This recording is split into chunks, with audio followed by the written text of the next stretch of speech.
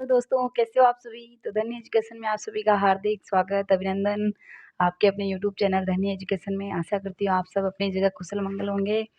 तो आज हम फिर एक नई कवि के साथ में आज हमारे मतीराम हो गए, केशव हो गए, चिंतामणि हो गए और कल अपन ने जसवंत सिंह कंप्लीट कर लिया था।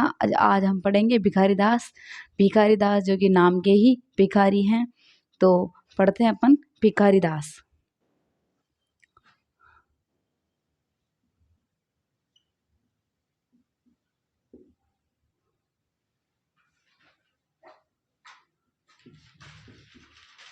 भिखारी दास।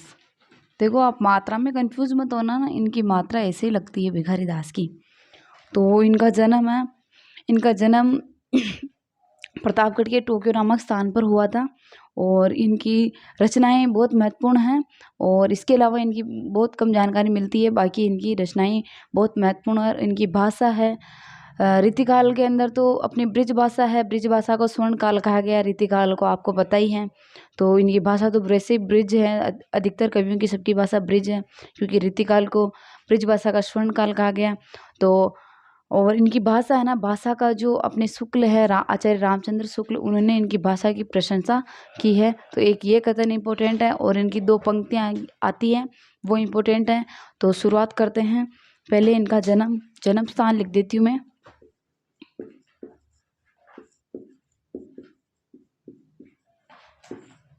इनका जन्म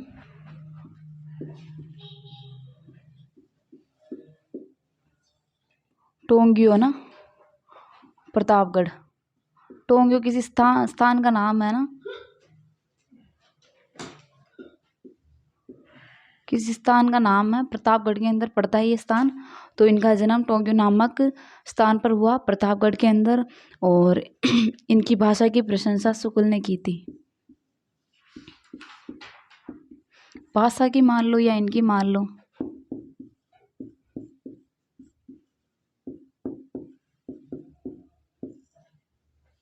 इनकी भाषा की प्रशंसा की शुक्ल ने ना।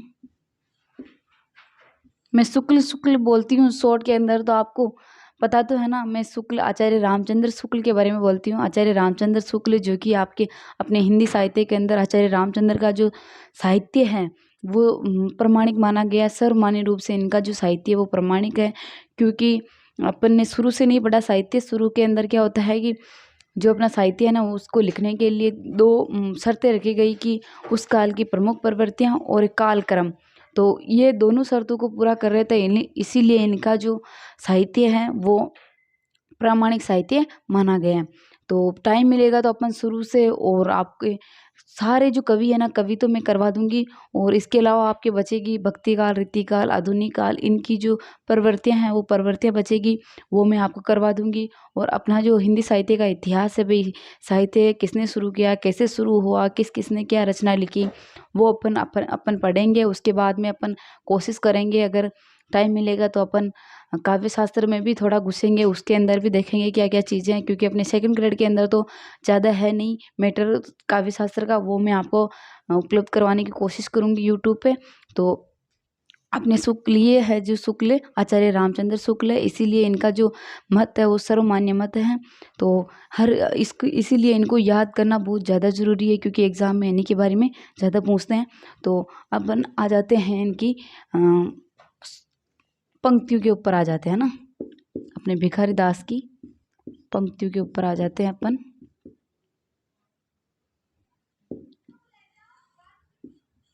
इनकी 2 पंक्तियां हैं। एक तो है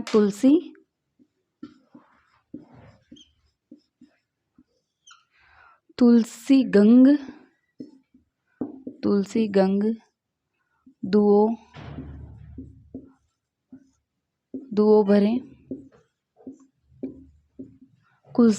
तुलसी गंग दुओ भरे सुकविन सरदार। एक इनकी ये रचना है, ये बहुत ही महत्वपूर्ण रचना है, पंक्ति है इनकी। पंक्ति जो कि एग्जाम में बहुत बार पूछ ली गई है। तुलसी गंग दुओ भये सुकविन सरदार। एक है इनकी दूसरी पंक्ति है, इनकी दूसरी पंक्ति है, आगे के कवि आगे के कवि रीझे, यहाँ पे रीझे का अर्थ होता है खुश, है ना। आगे के कवि रीझे तो खुश होता है, रीझे का अर्थ है ना। आगे के कवि रीझे तो कवि रीझे तो कविताई, आगे की कवि रीझे तो कविताई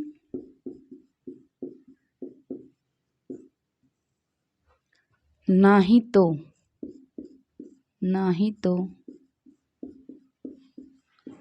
राधिका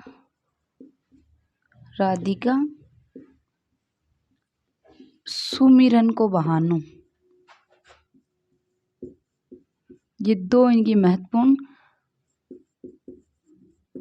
पंक्तियां हैं जो कि एग्जाम में बहुत बार पूछ ली गई हैं। आगे के कवि रीझे तो कविता ही, नाही तो राधिका सुमिरन यानी किसी को याद करना, किसी भजन करना, ऐसे ही भगवान का सुमिरन करते हैं ना अपन, वैसे। आगे के कवि रीझे तो कविता ही नाही तो राधिका सुमिरन को बहानो। और एक इनकी पंक्ति है, तुलसी गंग दुओ बहे सुखविन सरदार। अब अपन इधर इनकी रचना के बारे में बात कर लेते हैं। इनकी रचना है ना, इनकी रचना टाइम सहित आपको याद करनी पड़ेगी, क्योंकि टाइम बहुत ही इम्पोर्टेंट है। बहुत बार इनकी रचनाओं का टाइम पूछ लिया गया है। तो इनकी पहली रचना है एक मिनट, इनकी रचना पहले मैं आपको इनकी जो सर्वश्रेष्ठ रचना है वो मैं आपको बता देती हूँ। इनकी जो सर्वश्रेष्ठ रचना है वो है काव्य निर्णय। काव्य निर्णय का टाइम बहुत बार पूछ लिया गया है। इसका जो टाइम है 1946 ईस्वी मिलता है ना। संवत में भी पूछ लेते हैं, तो संवत में तो आपको पता ही है 57 जोड़ने पड़ेंगे, इसमें तो घटाने पड़ेंगे, वैसे करके आप निकाल लेना संवत, हो ना। इसके बाद में इनकी रचना है रस सारांश। रस सारांश भी मिल जाता है कई जगह, और रस सार भी मिल जाता है ना, रस सार या सारांश, है ना। इसका जो टाइम है वो है 1942 ईस्वी। इसमें लिखना भूल गए, ये इनकी सर्वश्रेष्ठ रचना है ना, सर्वश्रेष्ठ रचना। और इसके बाद इनकी दूसरी रचना मिलती है आपके रस सारांश, है ना, रस सारांश या रससार। इसके अलावा तीसरी रचना मिलती है इनकी छंदोर्णव। छंदोर्णव।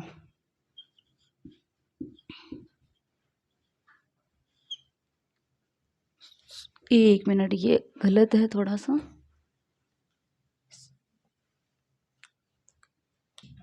छंदोर्णव ये गलत लिख दिया था शुरू में मैंने, ये मिक्स में है। छंदोर्णव पिंगल।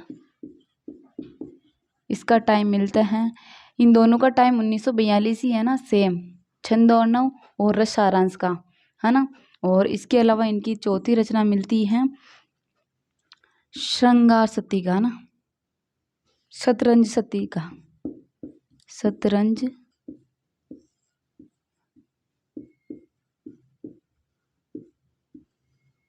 और इसके अलावा अब देख लो इनकी रचना आ गई है वापस, वही छंद प्रकाश।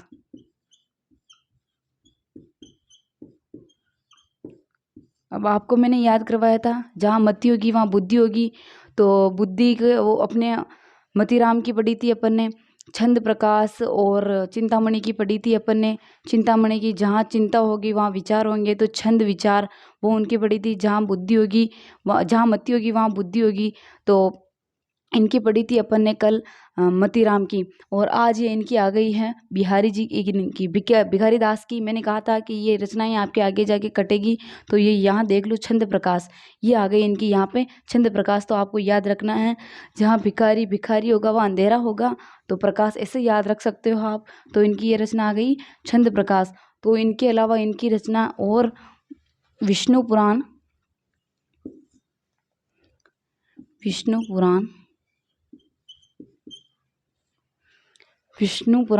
भाषा, आपको दिख तो रहा है ना, विष्णु पुराण भाषा, बस हो गई इनकी रचना, है ना। तो ये हो गई इनकी और इनके अलावा इनकी मिलती है एक और, लिखा देती हूँ मैं आपको सारी इम्पोर्टेंट। तो वैसे इनका जो टाइम दे रखा वो ज़्यादा इम्पोर्टेंट है, पर ये छंद प्रकाश आपको कंफ्यूज करने के लिए पूछ सकता है, इसीलिए मैं बता देती हूँ। तो एक इनकी रचना है अमर प्रकाश। अमर प्रकाश के अलावा आपको मिल जाएगा छंद शब्द प्रकाश। शब्द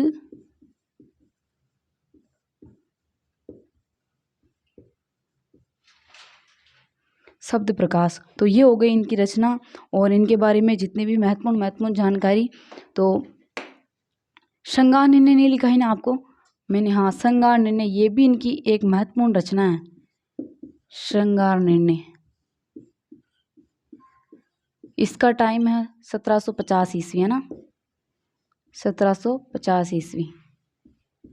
बस ये हो गई इनकी 8 महत्वपूर्ण रचनाएं मिलती हैं। तो एक बार मैं आपको रिपीट करवा देती हूँ। भिखारी दास जन्म स्थान है इनका प्रतापगढ़ के टोक्यो नामक स्थान पर इनका जन्म हुआ था। इनकी भाषा की प्रशंसा आचार्य रामचंद्र शुक्ल ने की थी। और इनकी पंक्तियाँ मिलती है 2 पंक्तियाँ, तुलसी गंग दुओ भय सुखविन सरदार।